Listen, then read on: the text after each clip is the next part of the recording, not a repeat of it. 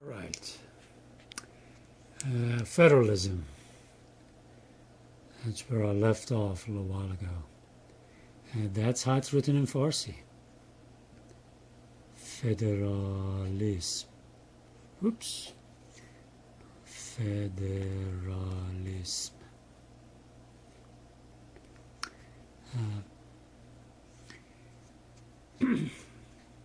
This subject matter is pretty important, but let me dwell on something else for a sec. There's so much resource material available online now, videos, and lots of other material that one can learn any language one likes. The reason I did the letters and a few words first was just to get that, well, let me phrase it this way. Most of the time when somebody wants to learn a new language, those first few steps of learning the letters, putting the letters together for a word, and kind of seeing how that's done, get some of the intimidation factor out. The rest of it is just practice and practice and practice. So we're going to slowly stop on our Farsi lessons.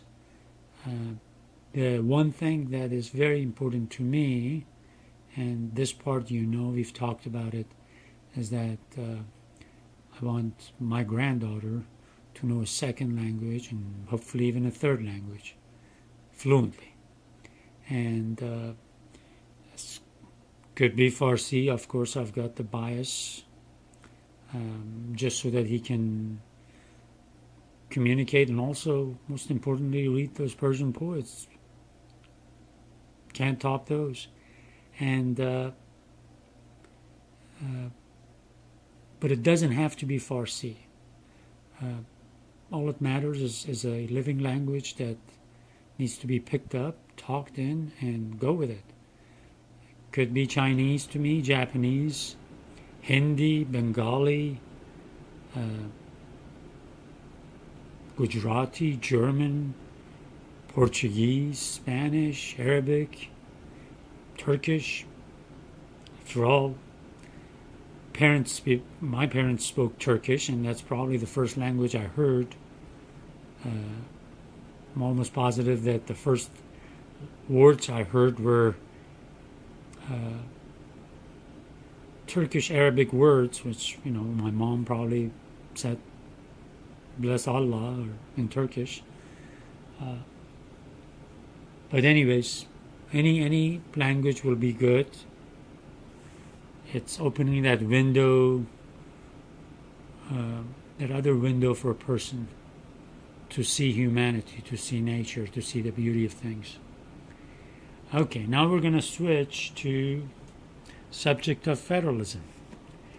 That era is extremely important, like I said, finishing off actually what led to the Civil War, and what led to the Revolutionary War, and the closing of the Revolutionary War, and that era where the Constitution was written, discussed, argued, and the convention, the ratification, all those are important.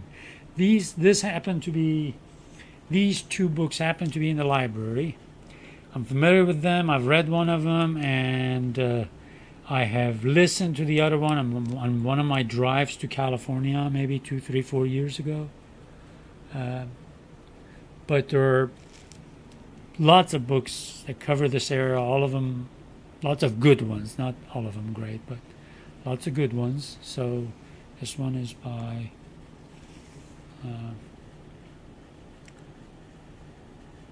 Richard Beeman, and this one is Woody Holton, I'm sorry. And of course this book that has to do with ratification of the Constitution by Pauline Maier.